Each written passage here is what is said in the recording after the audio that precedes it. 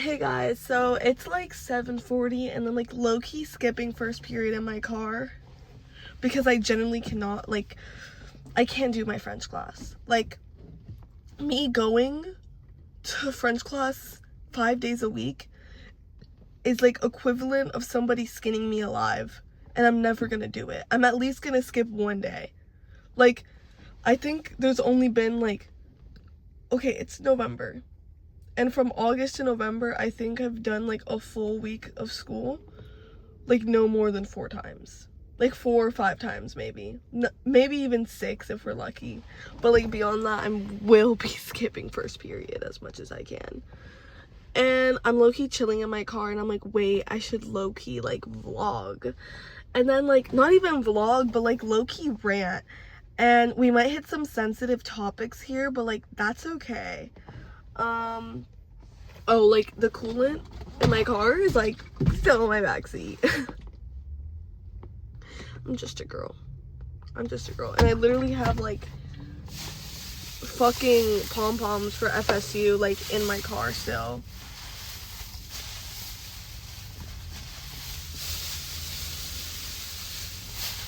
I'm gonna lift it up a little bit. Well, not, fuck. I'm trying to get like my wheel like out of the frame really. Should I do like a little catch up? Like quickly though. Basically my car's been in the shop for like, well, my car broke down. Had to get it fixed. $800. I'm gonna insert some sound effects because that's exactly how I feel. That's exactly how my wallet felt actually. And I've hit like the point, you know, like when you self-sabotage so much that you're like, wow, I actually did that, and now like you can't come back from it, and now it's like haunting your life. That's how I feel. And it's kind of killing me. Like, I genuinely want to rip my hair out. But yeah, I dye my hair red.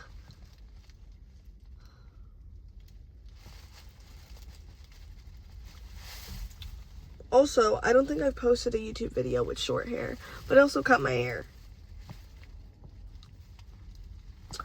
And I'm also like skipping first period because my second period, in my English class, we're sitting like at the front of the school and like we're going over this poem about autumn and we're eating pie. And like, I really like don't, and she said like to bring blankets, and I really don't want to go to first period with my blanket. So I'm just gonna like, yeah. I have so much shit to do, but I'm genuinely procrastinating. Like, I'm procrastinating real bad. Like, I've been pushing off my DBA for 2 weeks. Almost 3. I just can't do it. Like, I don't have the mental capacity to sit there and talk about math for 15 minutes. I'm already shit at math, and that's genuinely, like, that's my 13th, that's every single fucking reason, like. Oh, but yeah, that, like, seasonal depression is, like, hitting like crazy. And I feel like, well, okay. In my journalism like externship, like in my writing externship, we were talking about like how like media, like social media specifically, like portrays certain things. And obviously like in this case we're talking about everything that was going on with ICE raids and everything that's going on in like the political like atmosphere, and how it's really like it's used for views really. And because the main thing about journalism is like you are bringing something to light, but you're also like a call to action really. And we were really talking about how when you're watching like constantly like everything going on in the political atmosphere, most of them are not like calls to actions. They're just getting tossed out there. And the whole point of journalism is that you want change. Like, you want something to change, and you have to like you have to say that. You have to write it. You have to, like, you have to say the words. Even if it's, like, a text box, it is a document, it is a video, it is something. You have to, like, say that you want to change this thing. You have to, like, point fingers. You have to do shit, okay? And we're just saying how a lot of, like, news outlets and a lot of just, like, posts, like, really don't do that. They don't, like, they don't show all sides of it. But yeah, and that's gonna go into my next topic. I feel like every time I scroll through social media, it's like they're, like, romanticizing sadness. And I actually watched a video essay about this because it was, like, talking about, like, yeah, like, we should not stigmatize, like, mental health, and we shouldn't, like, you know, like, hide the way we feel, but, like, you also shouldn't be doing it for views, and you also shouldn't be, like, poking at people's, like, mental illness. Because every time I open it, it's like, oh, so everybody's fucking depressed? Because, like, what the shit? And I will say, I've been going through a great time, guys. And I feel really bad for the people I take it out on. And this post is literally just a rant. It's literally just me ranting.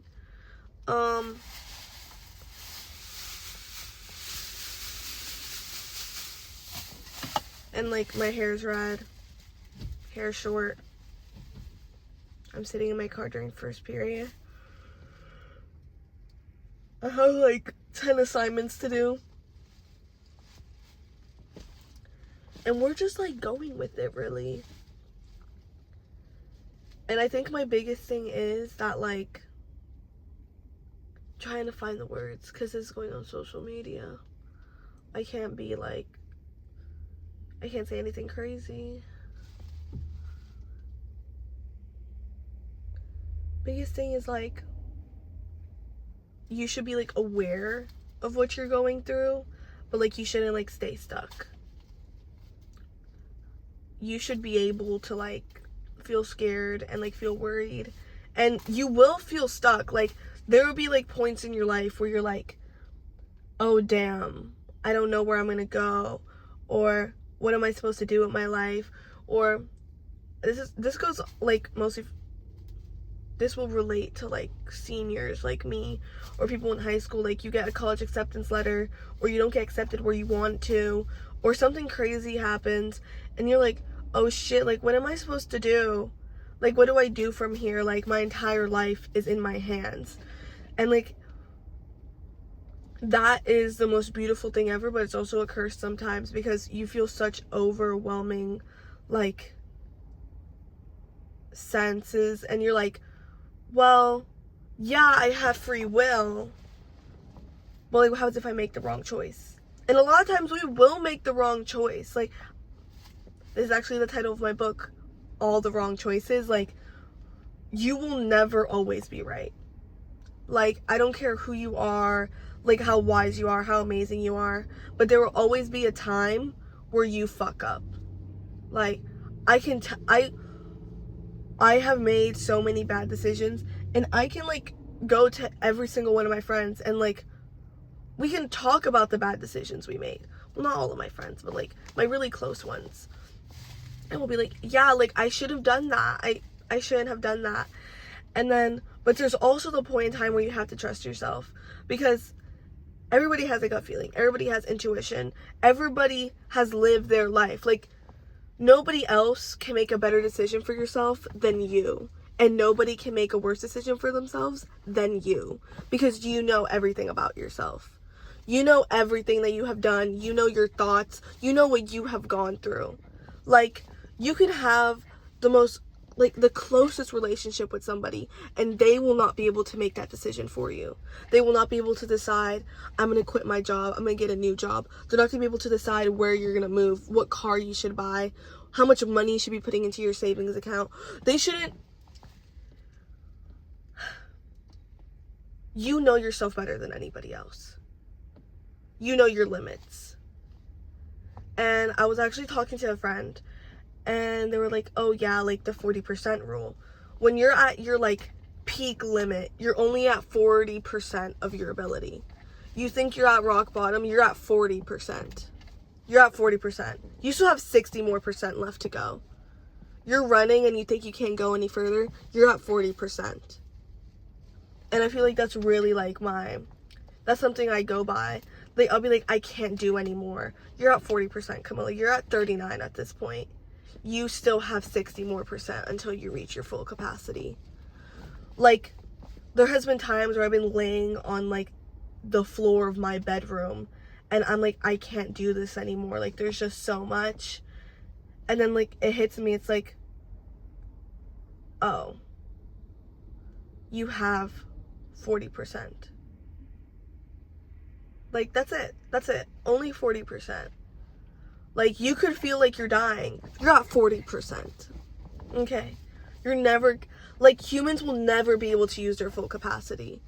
And what I'm saying is that there's always more. There's always like a light at the end of the tunnel. There's always something there. Like, I always say, like, right now I'm going through the motions. I'm graduating high school. I'm working like a low paying job, so that one day after going through these motions, I will achieve my greatness. I will publish my books. I will get money. I will have a career that I built for myself. And then again, that goes with you have to do it yourself. Like, nobody is going to do this stuff for you. Nobody is going to sit through every day of your life and push you through it. You have to do that. You can't depend on somebody else being like, oh, well, this is and that. Yes, you should have a support system. Yes, you should be able to like fall back on people, like have friends. If you don't have family to fall off, if you have both, that's amazing. If you have like coworkers, you have mentors, you have a good family, you have friends. Maybe you just have good friends and you have a mentor. Maybe you just have good friends. Maybe you just have a good family. But then again, like, you can't always rely on people. You have to make that choice for yourself. Like, nobody's gonna write 5 novels for me. Nobody's gonna write a poetry book for me. Nobody's gonna put the effort I have put into my life the way I have. And I think that people, like, I think there's this quote in Grey's Anatomy, like, you can't wait, like, for somebody, like, fly in and like sweep you off your feet. Like, you have to do it yourself. You have to make these decisions for yourself. And even though like you get that existential crisis, like, oh my god, like, I have to like my entire life is on my shoulders. We live on a floating rock. We live on a floating rock.